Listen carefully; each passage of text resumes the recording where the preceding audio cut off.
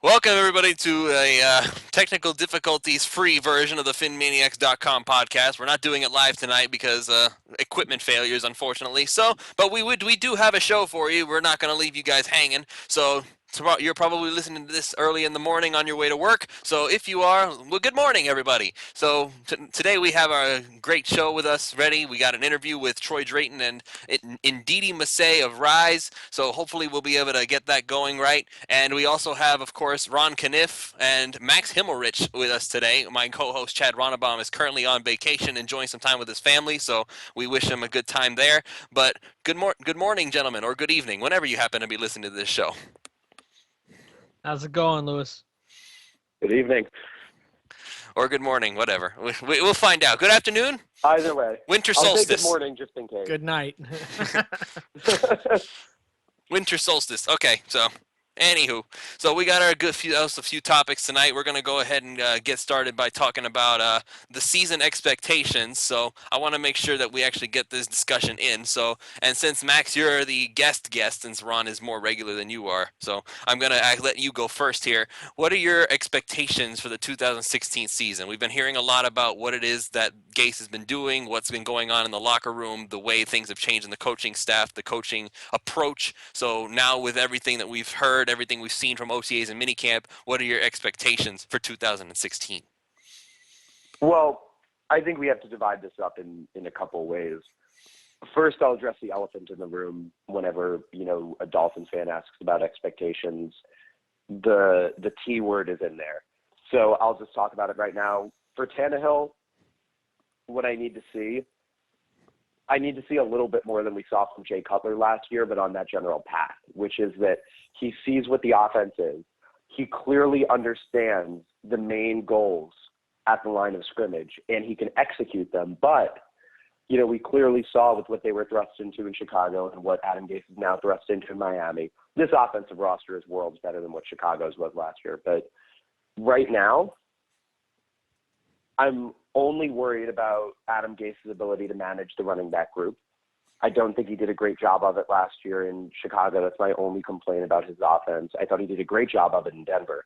But we'll see how it shakes out in Miami. It's going to be very interesting to see who wins the third spot between Damian Williams and Isaiah Peed. But for Tannehill, it's really about taking the small steps. It's about showing that he understands the offense and that he knows how to operate the system. And not only that, but also that the offense grows with Ryan Tannehill. As we see Ryan Tannehill do things correctly, and while we see where he excels, I want to see Adam Gase take those things and implement them. We've all seen the pass from last year, one of the most beautiful passes you'll see from Ryan Tannehill to Jordan Cameron in Gillette Stadium, a rollout to the left, actually throwing, rolling out to his non-dominant side. It's incredible to watch him place that ball. And for some reason, they just wouldn't call those rollouts that often. And when they did, they just couldn't call the right protections with it, because every play comes with the route design and the protection. And that always had trouble with the Dolphins lining up. Sometimes there would be decent route design, but they couldn't get the protection right. I want to see them learn what protection they need to be able to allow Ryan Tannehill to do what he has to do. So for receivers, I want Devontae Parker to play 16 games. For Jarvis Landry, if Jarvis Landry spends the next 10 years doing the same thing he's done for his first two, we'll be fine. And I want to see Jordan Cameron much more involved. I really think, Jordan Cameron's the guy who I want to see the biggest uptick in production from. I think if you look at when Devontae Parker played as he was healthy, I think if you expand that to 16 games, that would be a very good season. He was really only healthy for those last 5 weeks of the season. And if you expand that out 16 weeks, it's very good. But switching over to defense, and Ndamukong Suh is going to have a big job, because that defensive line went from one of the Dolphins' biggest strengths in terms of depth and in terms of talent to one of their biggest weaknesses. Mario Williams has a serious effort issue, and who knows if he's going to be back to the player he was early in Buffalo or in Houston this year.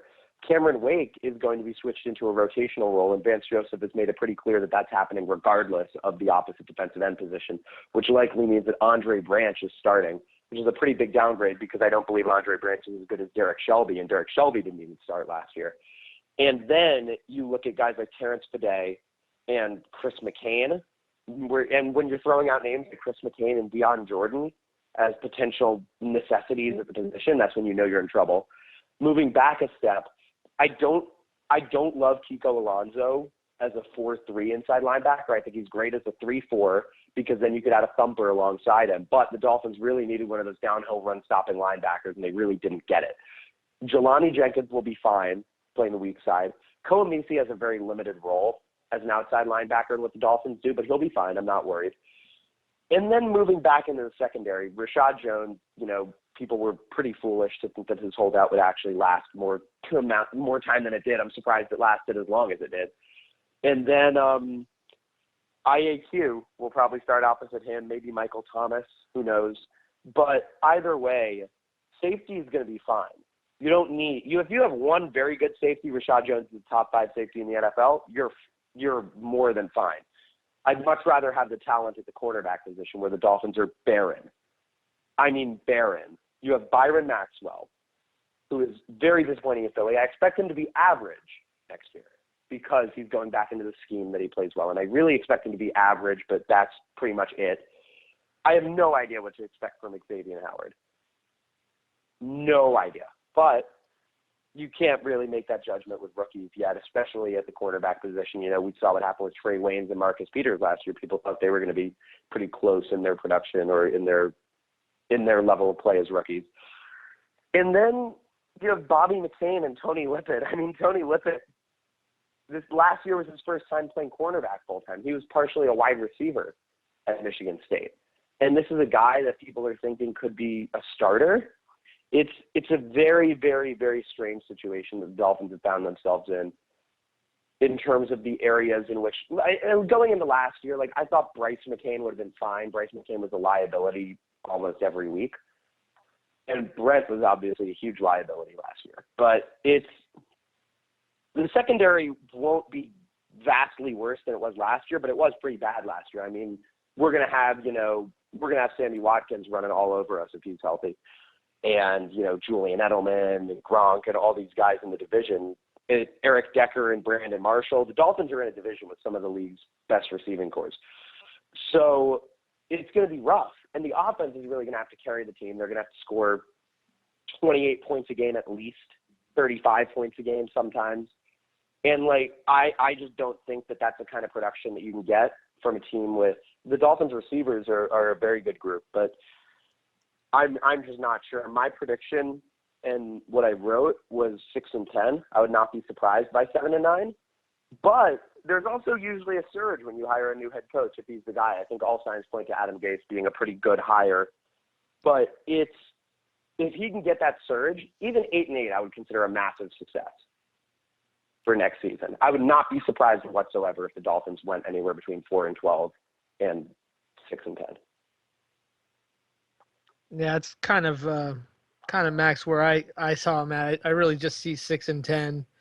I mean, it's a brutal schedule, especially to open up, which stinks because it's awful. Yeah, with Brady being suspended the first 4 games, it sure would have been nice not to have such a brutal schedule and have maybe a shot to kind of jump up out in a little bit and get the season started in the right direction. But it is what it is.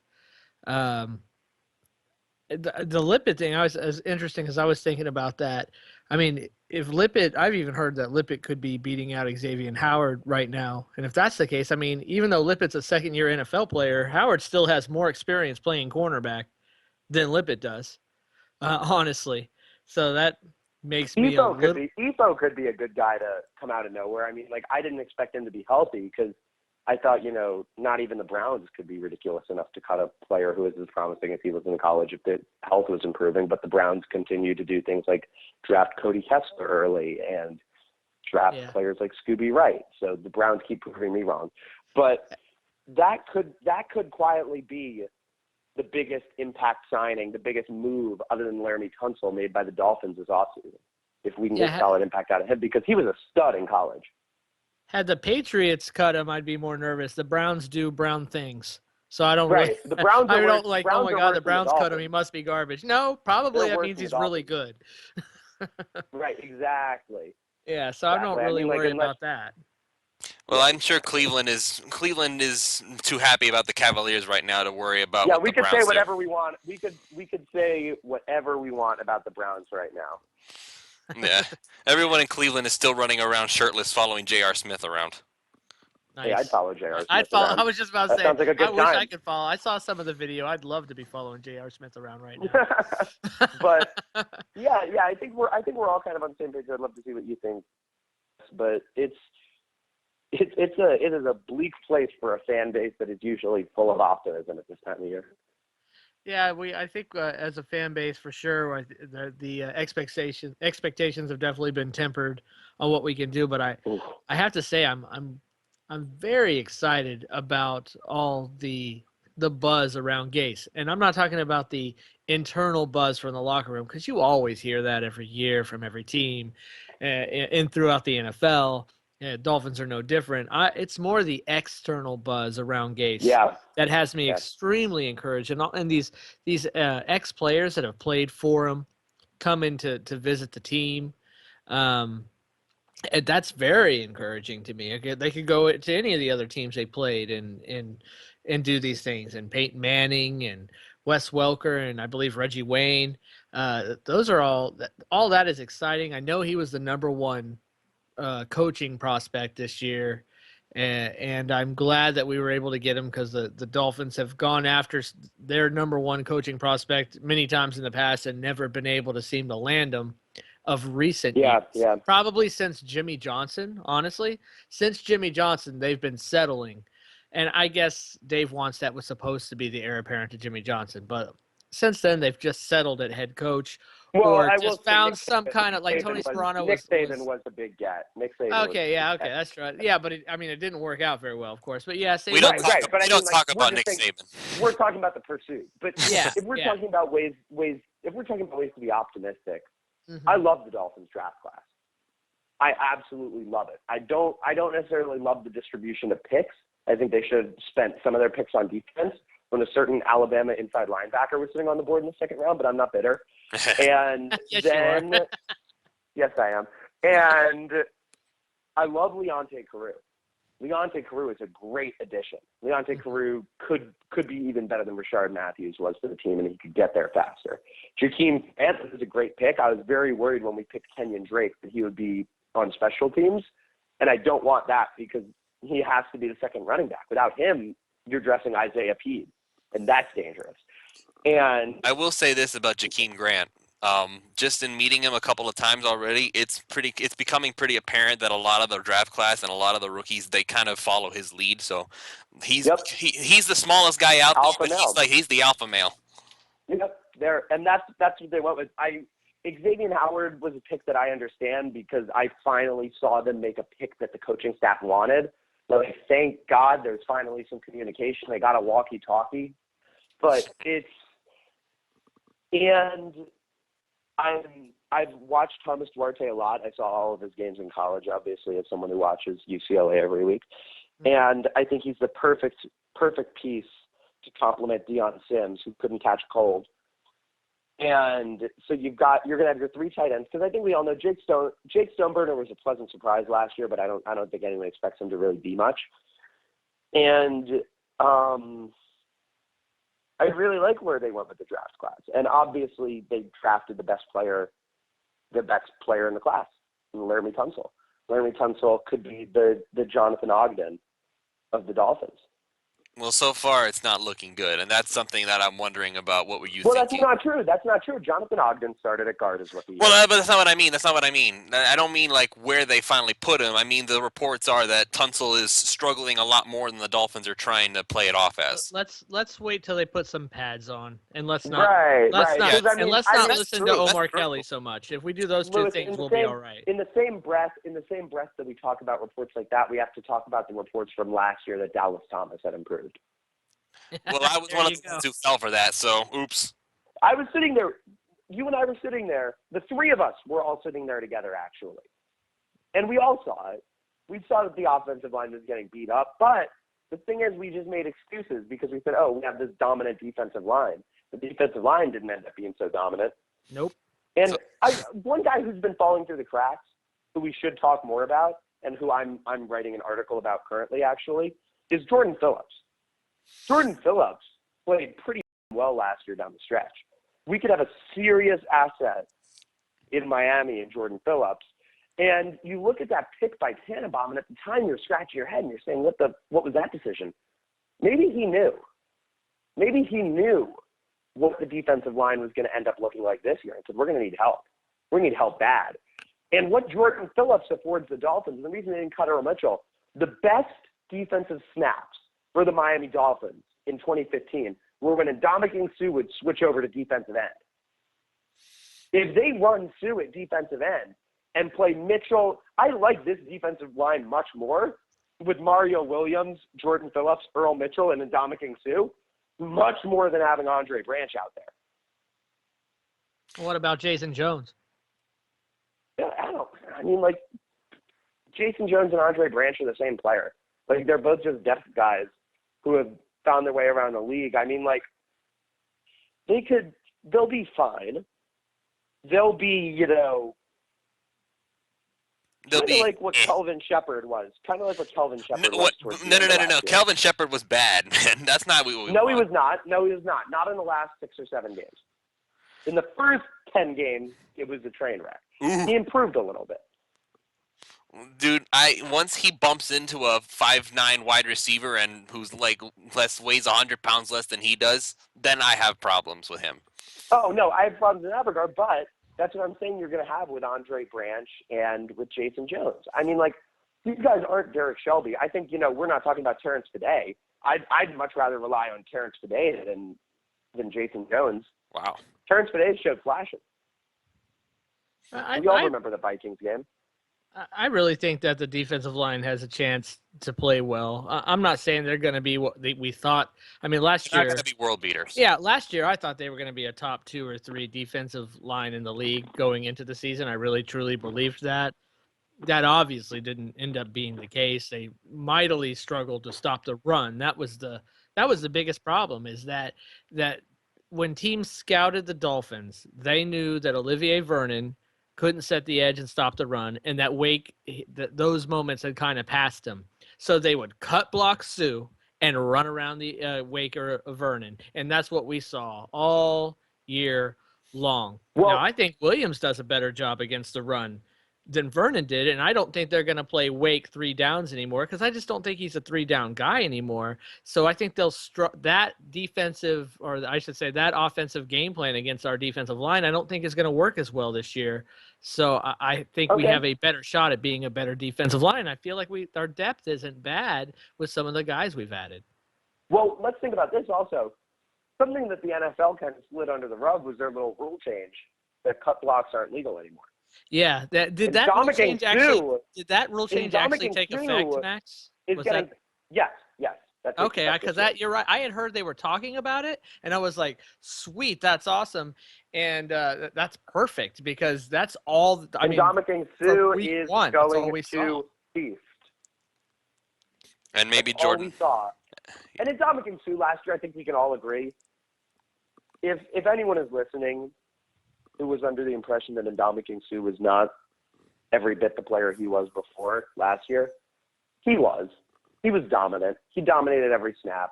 He was unbelievable again. There were times he was so dominant that he let the running back run past him. He got to the quarterback too fast. Right. Well, that's the problem. There was no one else doing their job. That was the thing, though. Yeah, that's the thing, Lewis. That the reason that kept happening is because the way they would play them. They would either let Suh run through, or he would just run through because he's Suh, or they would cut block the crap out of him and run around the edges because they knew Olivier Vernon and Wake they weren't going to be able to really stop them. So they could run around those guys, and in effect, it kind of not canceled Suh out, but not let Suh make as many quote unquote big plays. But if you sat there and just watched every game and just watched Suh, you see him still pushing through the line. But they weren't gonna, they weren't going to be able to do. And if they did run the inside, they would run against Phillips because I just don't think Jordan Phillips did very well against the run last year. But you're saying, Max, you feel that improved as the year went on, or I just saw more that he was a really good pass rusher, and he's really good at bouncing balls at the line of scrimmage. What's your thoughts on that, Max, as far as Jordan Phillips and how he played the run specifically in those last 5-6 games? Jordan Phillips is a big dude. Jordan Phillips just has to stand there, and he's playing the run. I mean, he's one of those guys, he's not Wolfwork size, but he's a big dude. And Ndamukong Suh is a physically dominant guy, and he can stuff the run, but he's much better when you just let him react, because Ndamukong Suh has great instinct. He's a very cerebral football player when you watch him out there, More often than not, he knows where to go, and he studies a lot of film. He takes great care of his body. He doesn't, last year at the beginning of the year, we would see him break down at the end of games. I think we all remember the Washington game when we saw it kind of slipping away from us. We were kind of projecting a 7-point cushion throughout the game.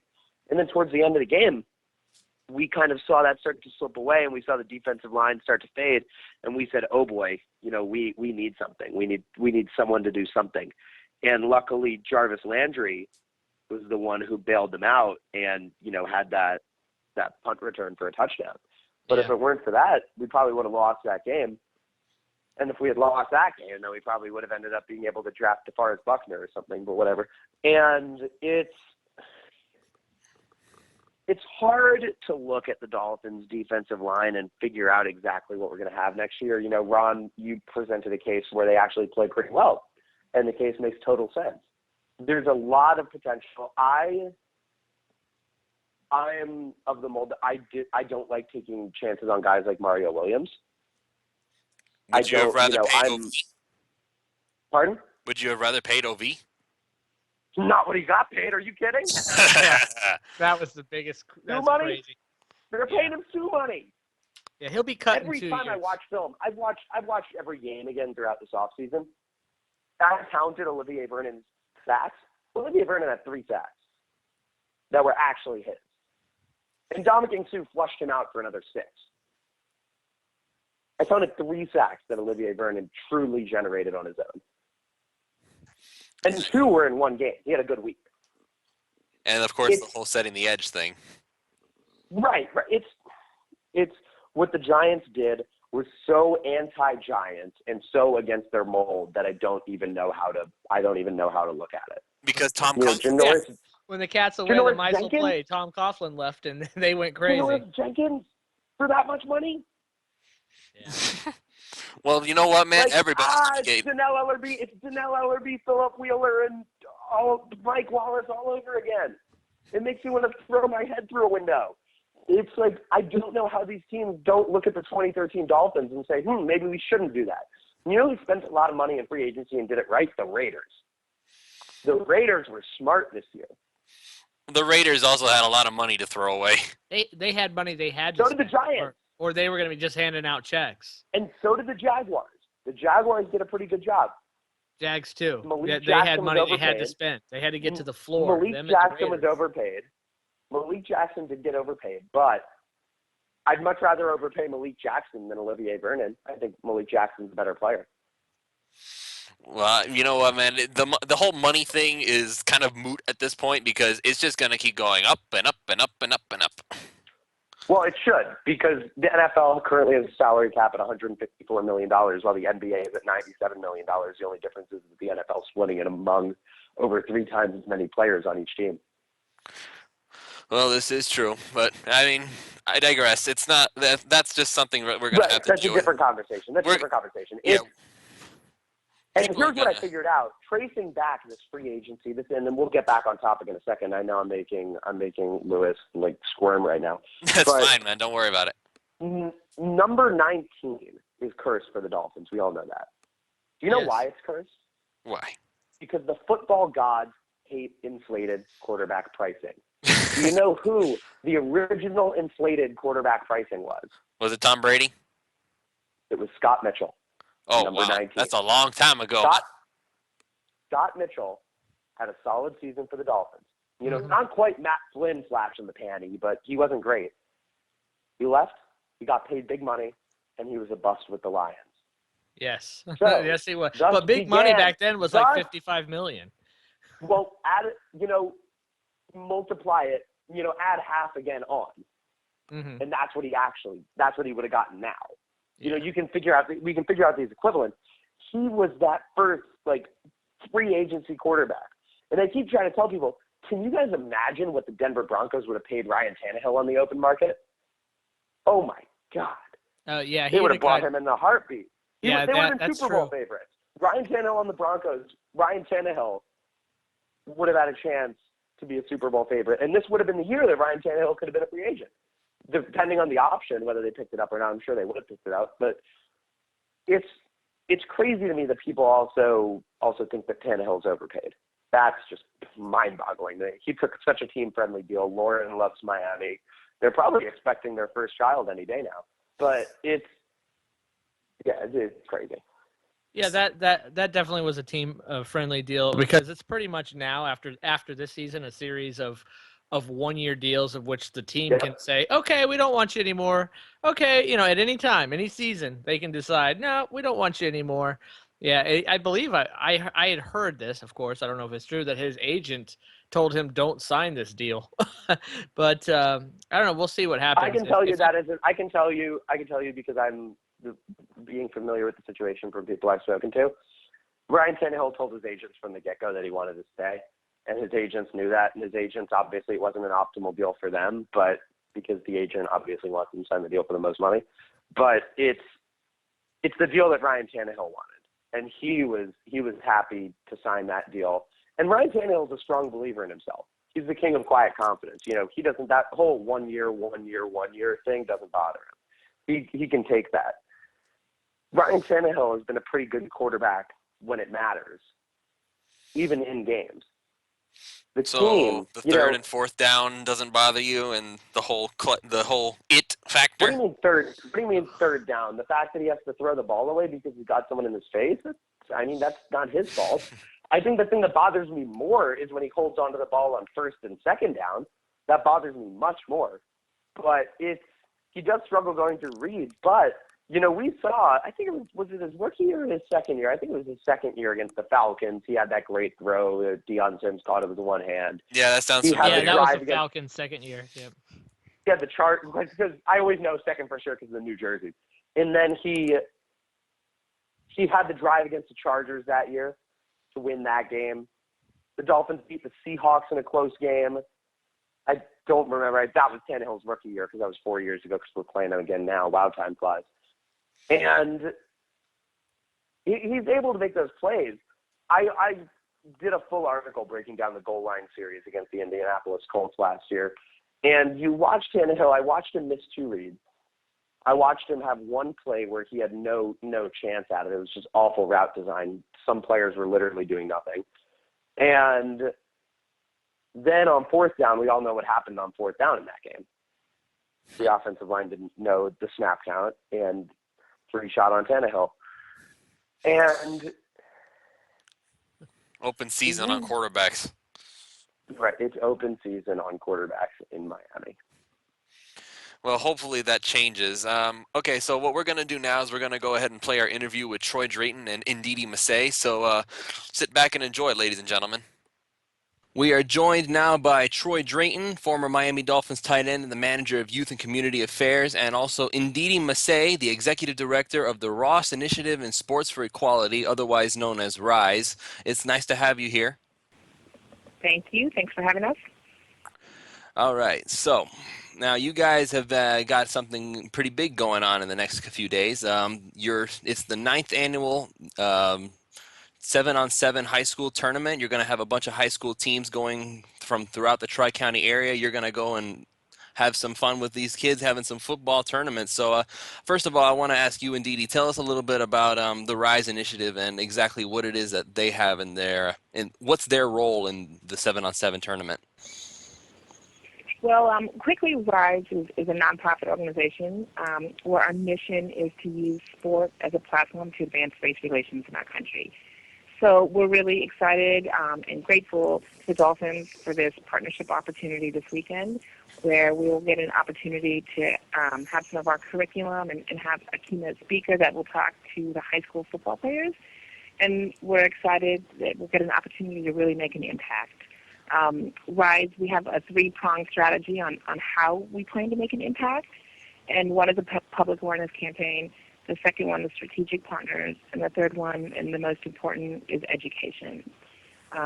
So with this weekend, what we plan to do is have some activities that we hope will challenge some critical thinking, and then we'll have a keynote presentation where we have a dynamic speaker who does teamwork stuff as well as motivating, and really with a diversity and an inclusion sort of angle. So we're hoping to, really educate some of these kids and raise awareness, and then also help them build some skills in the diversity space. Yeah, and it was really awesome seeing last year how they responded to the messages that were said. Now, Troy, you also were there last year, and I want to ask you now, what's the Dolphins' role going to be for this next tournament?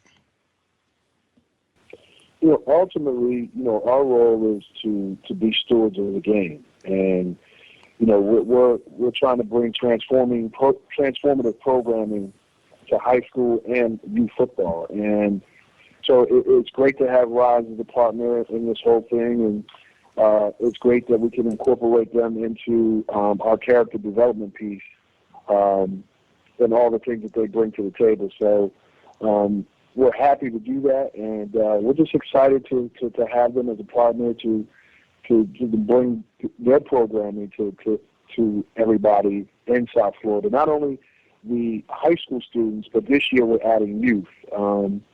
When you look at youth, we decided to add youth because we feel like the youth needs some of this character development piece as well. So, but ultimately, it's basically to be stewards of the game in South Florida, and and also to bring the best talent in all three counties together and crown a champion. So, that's our role, and that's what we'll continue to do. Now, have you followed any of these kids after they've left the high school tournament? Have you been keeping tabs by any chance on how they've progressed after they've left the tournament? Yeah, a few years ago we had Kelvin Benjamin. He was one of the guys who participated in our 7-on-7, and he's gone on to be with the Carolina Panthers. And last year he didn't play because due to a knee injury.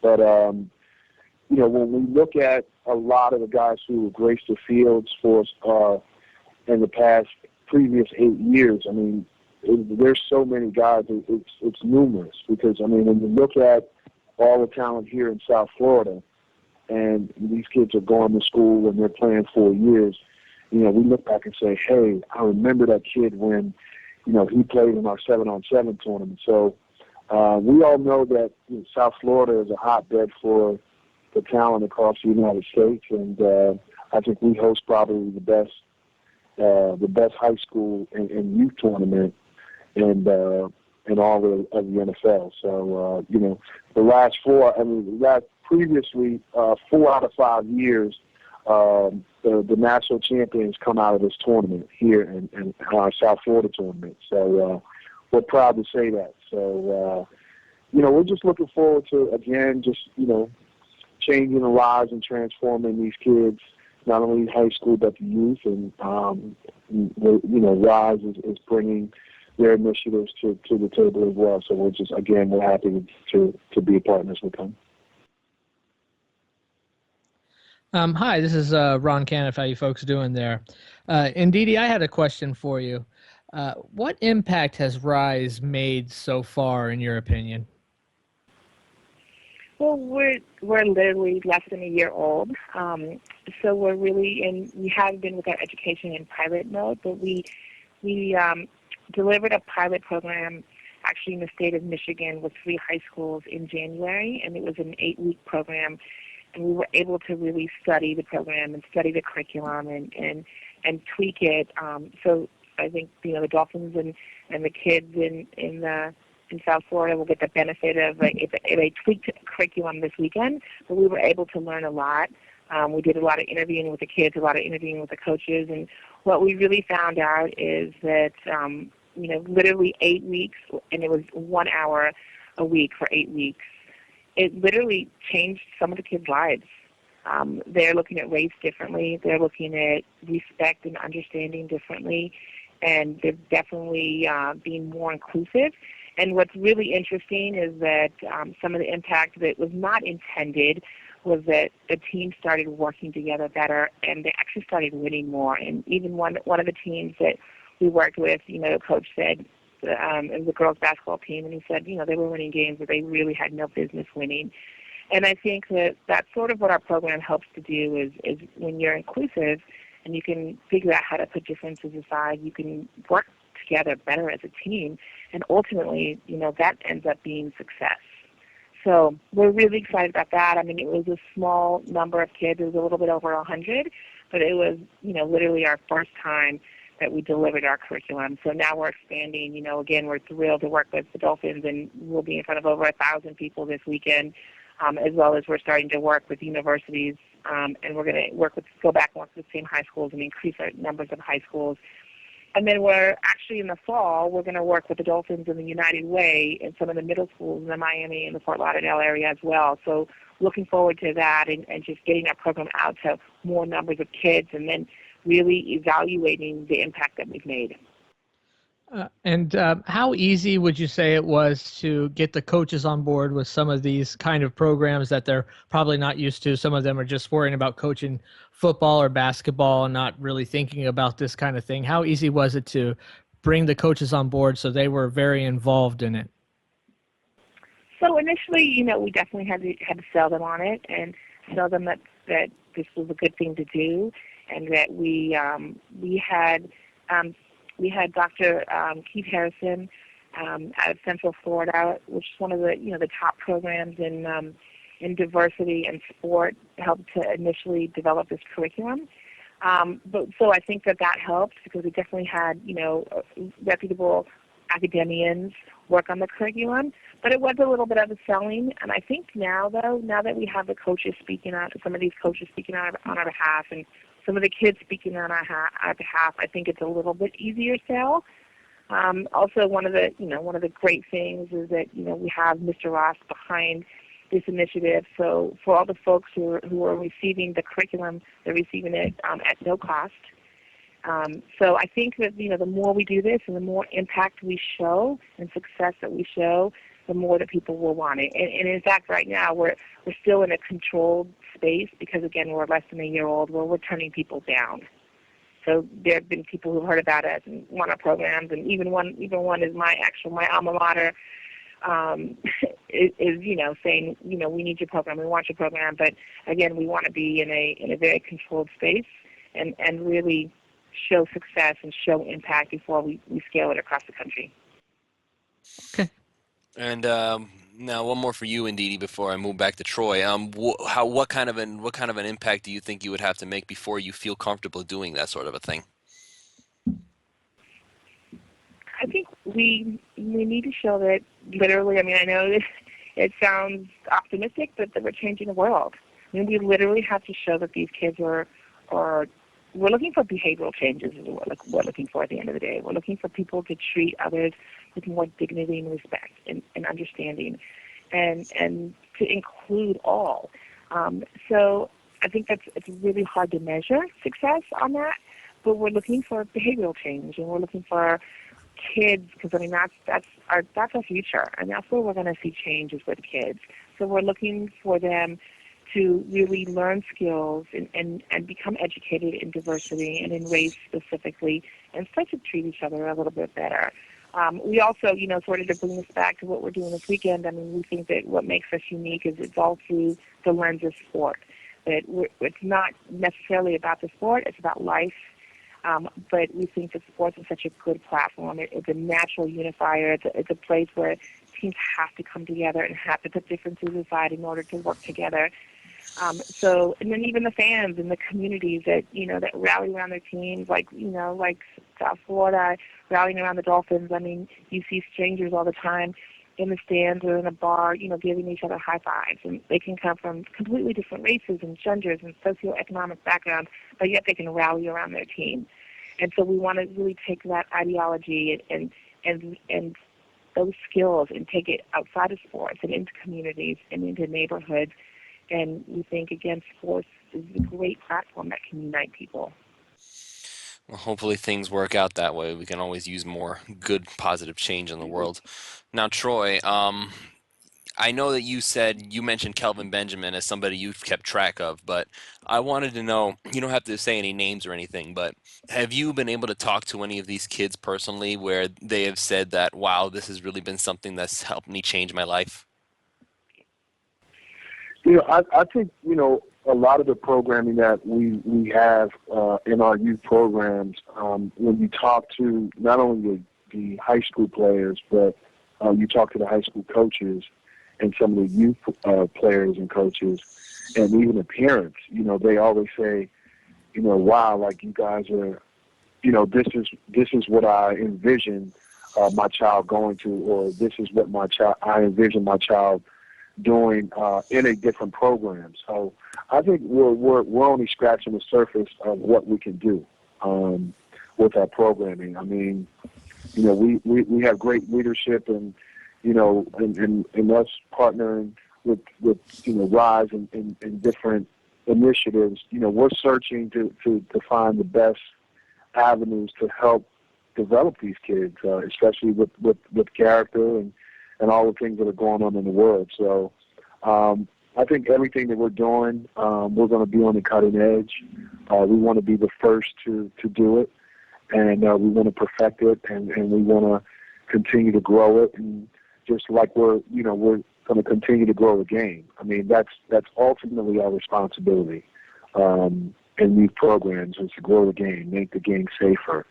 But more importantly, again, I said it earlier, we're stewards of the game, and we want to create programming that's going to help each individual child and each individual high school student, and also the parents. I mean, in a few weeks in July, we're having a mom's clinic, and it'll be the third time that we've done that, and parents are very receptive, especially moms are very receptive to those type of things. So I think each and every year we're going to continue to grow our programming. We're going to continue to look at it, we'll dissect it, and figure out where we can get better. And I'm just happy to be a part of such a great group that's looking to transform sports into something special. Yeah, that's awesome. And I've known that for a while now that you really love working with the kids. Like I've watched you teach these kids football. I've watched you just be an influence in their lives. But I was actually curious about something else. Would you say there are any fundamental differences in how you approach these kids when teaching them these life lessons? Like, for instance, what do you teach like the smaller kids as opposed to the high school students? Your approach in the teaching aspect. I think you have to understand your audience. I mean, ultimately, I think you can teach kids lessons, the same lesson, but you have to understand your audience.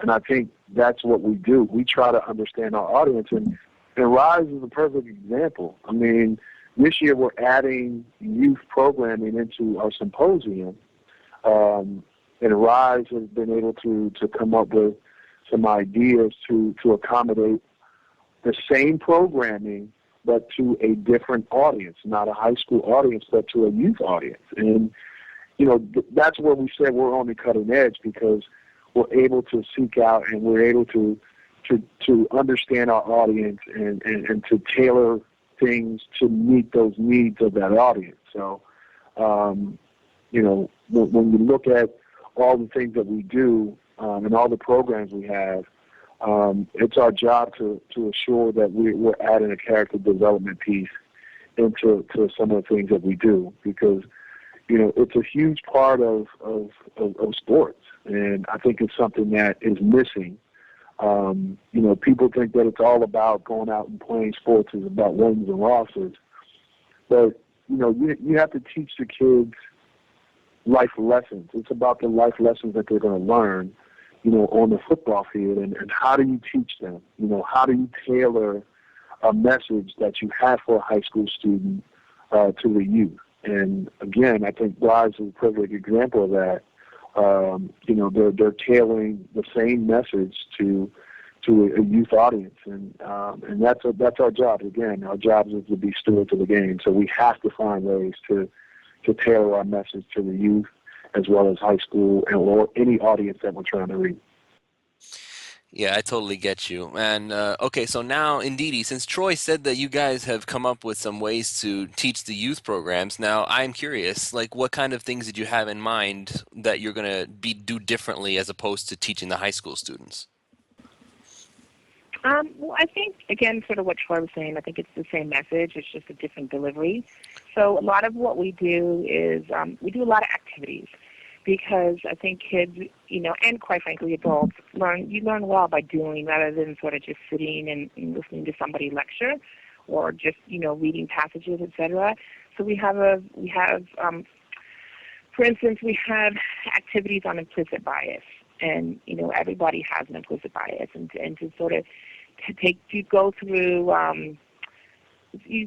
these activities and then you talk about it and you start to understand that we all look at things through different lenses, depending on our backgrounds, depending on where we come from, et cetera. And that, they're not always necessarily, it's not necessarily bad to be different, but understanding that we are different and that we don't sort of start at the same level and we're not on the same footing. And then understanding that we quickly make judgments, and we all do it. And even as a child, you start quickly making judgments, and you go back to Brown versus Board of Education, and you talk about like the dolls that you choose, and research has shown us that people tend to choose people like them, and so they're not sort of against others. That they, from the ages of like 4 or 5 years old, they tend to choose people who look like them. And so when you start to have those conversations and you start to include and understand others who aren't like you, that's the type of stuff we will be doing literally at the age of 5. But again, sort of like Troy said, we skew our delivery, when it goes to middle school, when it goes to high school, and we're also working, and then college kids. So it really is more about the delivery. All right, so that's really awesome, and hopefully Rise will continue to rise up, so to speak, and continue to make a difference in the world. Now, if you guys don't mind, we're actually going to get into a little bit of Dolphins football here, and I know that Ron has been just waiting to get some football in here. So, Ron, I'm going to let you go ahead and unleash, dude. All right, thanks, Liz. I appreciate it. Troy, I had a question or a couple questions for you. One is, what do you think of the Dolphins tight end unit this year? I like our tight end unit. I think as I always say, we're the best unit on the football team as far as I'm concerned. And I have a biased opinion, and you guys know my bias. But yeah. No, I really like this unit. I like the fact that we have,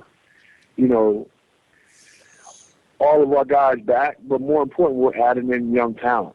And as you can see, when you look at our group, I think we have probably a very well-rounded group. We have Deion Sims, who's a guy who can do it all. He can inline block. He also catch the ball down the field. We have, Jordan Cameron, a guy who can do everything. So all of these things, and then, you're adding in some young talent as well. I think when you look at the body types of these guys, you're going to see those guys lean and mean, and I think they're going to get ready to catch a lot of balls. So, to me, I love my tight end unit this year. I'm interested in seeing what Coach Gase has in store for these guys, and I'm looking forward to them having a big year. Hopefully, my tight ends will lead the team in receptions this year.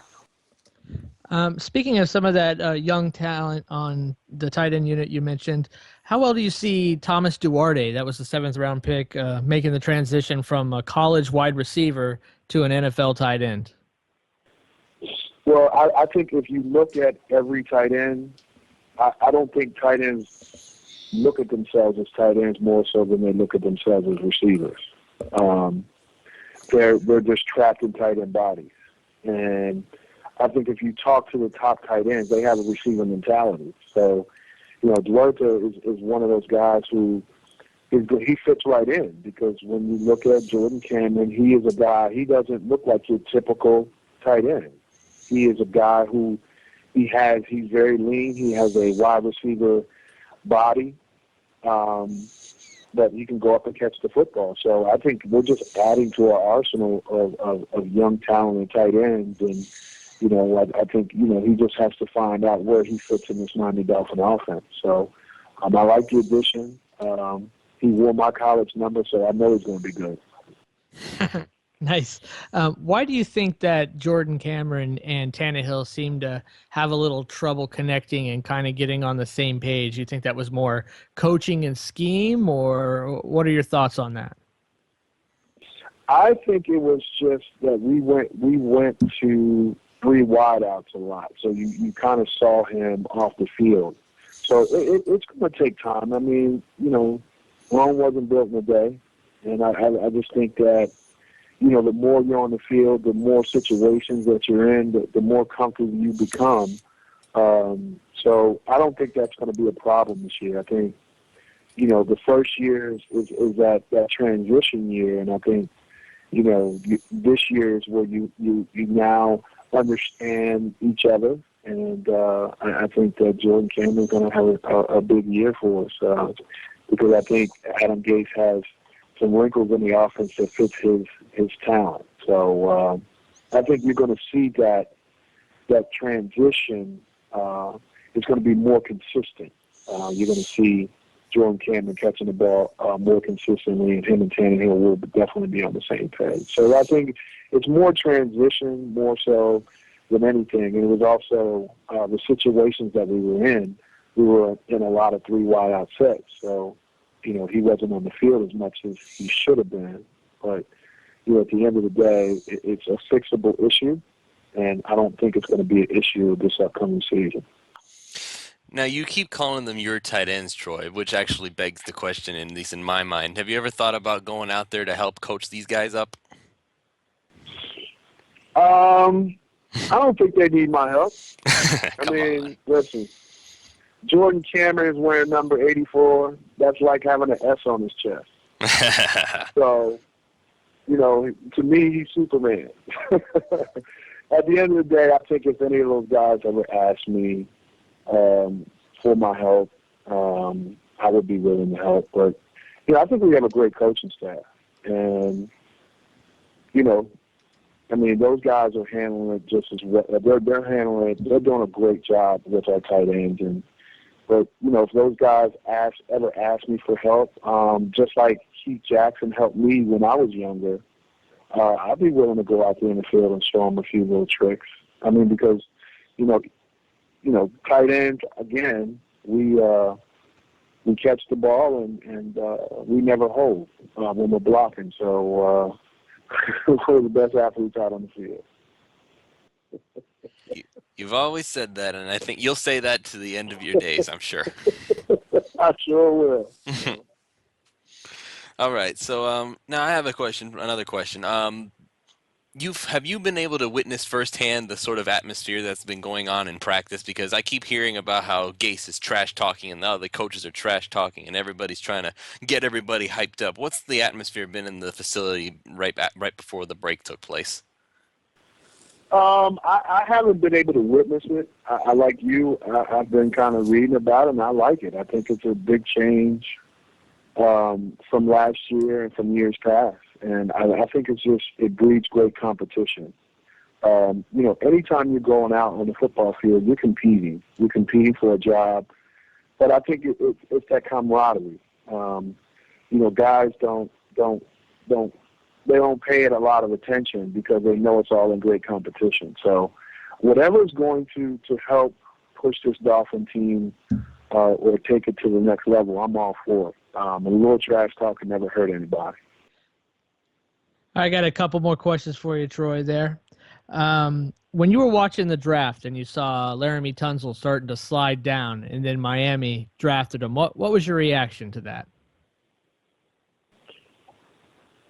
We scored a huge victory. You get a number one pick slide down and they fall in your lap. You got a number one pick. And ultimately, he was, you know, a lot of teams had him on their board as the number as a number one pick. So, you know, if he slides down in our hands, I mean, I think it's a win for us. And, you know, ultimately, you know, I think this kid's going to be a phenomenal guy. I think he's going to be phenomenal for us. I mean, he's asked to play guard even though he's played left tackle. And he's making that transition, and he's doing whatever he can for the football team. So, to me, I think Tunzel is going to be one of those guys that's going to be here for years to come, and nobody's going to be talking about how he slid down the draft. They're going to be talking about how great of an acquisition he was, and how grateful the Miami Dolphins were to have him fall right into our lap. Do you personally agree with him making the transition to guard for now, or would you prefer him just stay at left tackle and then maybe move Albert to guard? I prefer to put the best football player in the best position. And whether that's putting Albert inside or putting Tunzel outside or putting Tunzel inside and leaving Albert outside. Whatever it is, whatever that combination is, we have to find the best combination of football players to help protect our quarterback. So I don't care how it happens, it just has to happen. And I think Tunzel is he's going to be a big part of the success of this offensive line, whether it's at left tackle, whether it's at left guard, or wherever he plays, I think he's going to make a huge impact. All right, one more question, and then we'll go ahead and let you guys go. And Troy, this is probably actually no. I take it back. Two more questions. One is the last question is going to be the most difficult question you'll ever have all year. And Ndidi, if you're still there, I want you to also answer this question. Now, first, Troy's question only. Ryan Tannehill, how much improvement do you expect to see from him this year, if any at all? I expect to see a lot of improvement from Ryan Tannehill. What I don't think people see, I think people want to see him transform into Peyton Manning. And I think Ryan Tannehill has to be the best Ryan Tannehill. I've seen a lot of improvement from year 2 to year 3. And, you know, but see, I think people translate his improvement differently because they look at it as Ryan Tannehill taking his team. They look at it as wins and losses more so than improving his decision-making, cutting down on his interceptions or throwing for more yards or all of those things. So I think how people view improvement is different than how a player sees improvement. So from a player perspective, I see his improvement, and I expect Ryan Tannehill to be the quarterback that we all expect him to be. But I think in the public eye, I think they want that improvement to be translated into wins and losses, and I don't think that's fair. I think they have to look at Ryan Tannehill and the things that he's improved on and continue to look at those things. But again, from a player perspective, I see the improvement. I believe in Ryan Tannehill. I believe in Coach Gase. And I think you're going to see a different quarterback with a different kind of confidence, a different swagger. And I think all of that's going to be because, you know, Adam Gase is giving him the confidence and truly giving him the reins of this Miami Dolphin offense. I definitely hear you. It's definitely a tough balance to have. Hopefully, folks will catch on to that point of view. All right, so now, the toughest question either of you will have to answer all year long. Ndidi, are you Team Cap or Team Iron Man? Oh, Captain America. Uh-huh. No doubt. Troy, any rebuttal, or do you agree? I'm Team Incredible Hulk. Oh, that's a cop-out.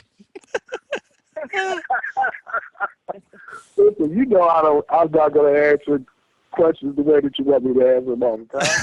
So I'm a Team Incredible Hulk. How about that? Well, okay, so who would win, though? Like, Hulk's going to beat Cap? What about or The Iron Hulk Man, the will Hulkbuster? beat everybody. There's Hulkbuster. The Incredible Hulk will beat everybody. Iron Man has the Hulkbuster suit. I don't know. Hey, the Incredible Hulk will always win, regardless. All right.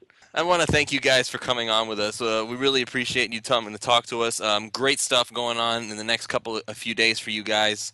And here's hoping that these kids that you're going to be talking to really get the message that you guys are trying to send them. So best of luck to you. Best of luck to everything that you and Rise have done. And, of course, the Miami Dolphins. You guys are doing amazing work, and I hope you guys realize that even if the fans don't always show it, they also appreciate everything that you're doing in the community. Thank you very much. Thank you for having us. Appreciate it. All right. Thanks, guys. So that was Troy Drayton and Ndidi Massay of Rise Initiative. Of course, Troy talked a little bit about football right at the end there, and of course he chose the Incredible Hulk when I asked him whether he liked Captain America or Iron Man. So that's a little cop out there. So I don't know if either of you two have thoughts on that whole little situation right there. Me? I'm not the superhero movie expert, but I'd probably side with Iron Man. I think he's snarky. I like Robert Downey Jr. So I could be on that side. And you, Ron? I think that Captain America and Iron Man would definitely destroy Batman and Superman. That's what I think. Well, In the box office and in the street. Oh, wait. Oh, no. Now you're just talking garbage, man. Superman is gonna be everybody, especially with Batman on his side. I'm sorry. Yeah, there's a pretty good YouTube video out there of what would happen if Batman and Superman actually fought. It was hilarious. I'll have to find it and tweet You guys it are out. gonna be recording another podcast later in the week. We're gonna have. You guys are gonna have your comic podcast. I know who we can Launching call the for that Finn. too. So now that we've gotten our superhero jollies out, let's go ahead and get back to what Troy said about the Miami Dolphins. Obviously, his expertise is in the tight end position. Now he said that he also said that he wouldn't. Now he did say that he doesn't think the tight ends on the team would need his coaching prowess. Now I don't know if he's just being humble about that or not, but I think anybody could offer some interesting tidbits. But that's neither here nor there at the moment. So an interesting thought is that he said that Jordan Cameron and Ryan Tannehill's chemistry problems was more of a factor of the fact that just Cameron was not on the field as much as he should have been. There were a lot of 3 wide receiver sets, and Cameron often found himself in positions where he wasn't going to be making an impact if he was even on the field at all. So I want to know what you guys' thoughts are on that whole situation. Well, yeah, I mean, you guys might remember early in training camp, Cameron was dinged up. I think it was his shoulder early in training camp, and then it started bothering him again after week 1. And, he wasn't really practicing. And so the only times they would have had to play together would be the games, and Cameron was on the field sparingly, to say the least. And so I think there's a lot of validity there in what Troy is saying about the problems in chemistry. You see guys. The problem with Russell Wilson and Jimmy Graham was that they didn't have any chemistry. Jimmy Graham was fine until he got hurt. It's just they just weren't getting it done. I mean, you guys know, you could blindfold Brady and Rob Gronkowski and throw them out there, and they could make plays. And that's kind of what we need to be finding here in Miami. Like, I don't expect Jordan Cameron to be Gronk by any means, because there's nobody. Nobody's Gronk. Nobody's Gronk. Martellus Bennett is certainly going to try, because he's Martellus Bennett and he doesn't like being underestimated, I'm sure. But Martellus Bennett is great in his own right. That's going to be a signing for them on par with when they brought in Darrelle Revis in terms of how much they improved as a team. Patriots are going to be scary next year. The 2 tight end thing for them will work good, but I just don't think he's a killer like Hernandez is. Oh, that didn't come out right. God. God. That was actually Ron. not meant to. I didn't mean to say it like that. I don't think he'll be as good. I don't think that tandem will be as good as Hernandez and Sure, Gronk. you didn't mean to say it like that. I did. I didn't mean to. I swear. It's okay. Moving on.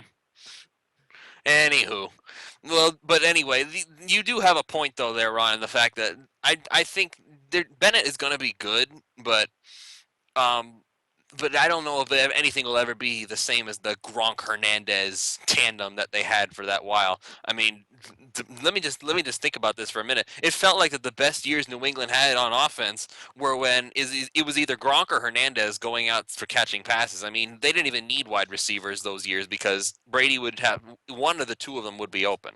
And they had Welker catching 100+ passes 5 straight years. Funny On how top- that works. Yeah. Wouldn't it be just like Wes Welker, though, and the New England Patriots if he suddenly comes back from Miami Dolphins mini camps and then reports back to New England and says, hey, guys, here's what's going on? Well, you guys realize who the Patriots signed this offseason, right? Okay, which one? They signed 7-Eleven. Oh, yeah, Chris Hogan. Oh, The Patriots signed 7-Eleven. Well, he was with the Bills last year. Well, yeah, and he killed us for 2 games. But Yeah, we should have never let him go. And we struggled. We had bad wide receivers that year. We had a bunch of average guys. Why they didn't keep him, I don't know. Thank you, Jeff Ireland, for more great football analysis. hey, let's he got one thing right. He brought us Tannehill, so That's true. I guess. Mike Pouncey. He brought us Mike Pouncey. He brought us Rashad Jones. Oh yeah, Rashad. There's that. Rashard Matthews. Yeah, Ireland could actually. Ireland was wasn't quietly horrible at the secondary, at picking Caleb secondary. Sturgis. Okay, what? Wait. What? Mike Gillislee. John Daniel Denny. Thomas. Yeah. Jonathan Martin. John Denny. Hey, John Denny was an undrafted free agent. Yeah, So- he doesn't count. Get your facts straight. Nice. Well, I'm not going to comment Okay. on draft picks because what were the Tampa Bay Buccaneers doing? What did they draft the kicker in the third Hey, round? I'd rather draft Robert Aguayo in the second round than Caleb Sturgis in the Sturgis fourth. in the fifth round. Yeah, I Well, agree. Fifth, fourth, whatever it was. But okay, let's continue. So with what Troy was saying. Yeah, there's the other thing. I guess we're going back to Tannehill. Troy seemed very upset over the fact that and this is to the fan base mostly. They were essentially saying that Tannehill was not good, and the only thing they had going for them was the fact that Tannehill just hasn't been winning games. And I feel like we've said this ad nauseum on this show, but we're going to go ahead and say it again because it's been brought up again. And really, this is what the fan base thinks about all the time whenever they think about the Dolphins. Ryan Tannehill cannot win games by himself. No quarterback can, and despite the NFL's desperate attempts to tell you otherwise, it is a team game, and you just gonna have to live with the fact that it's not just Tannehill making mistakes. If something goes wrong, it doesn't always have to be Tannehill's fault. Yeah, I think what's going to happen is we're going to see that in the first 4 games, is because in the first 4 games, Tannehill is going to be the best quarterback in the AFC East. Honestly, with Brady being suspended, assuming that happens. Bills fans would disagree with you. And well, I don't think Tyrod Taylor is as good as Tannehill. I'm sorry, I just don't. But I mean, I'm not saying he's bad. I just don't think he's as good as Tannehill.